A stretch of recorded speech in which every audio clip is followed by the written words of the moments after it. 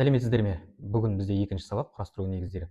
Бүгін біз Lego Widow бөлшектерімен жұмыс істеуді үйренеміз. Алдымен негізгі элементтермен танысамыз. Мынау бізде Lego Widow жинағы, яғни бізде мына жерде лотокпен бөлінген негізгі элементтермен қазір сіздерді таныстырып өтсем.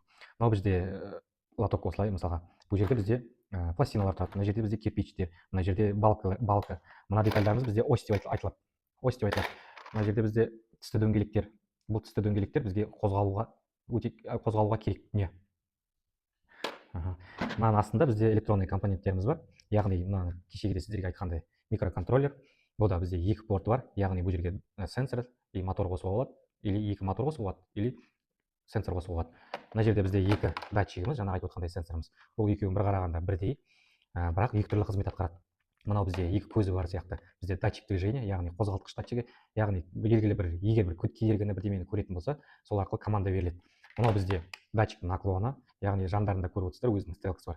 Бұл команданы оңға, солға, алдыға, артқа пайдаланумен қолданылады. Мынау бізде мотор болады. Бізде Widow жинағында тек қана бір түйір мотор болады. Бұл жерде үлкен және кіші деп бөлінбейді. Яғни бұның бағыты болады оңға, солға. Бұл мотор смарт хабпен бірге жұмыс жасайды.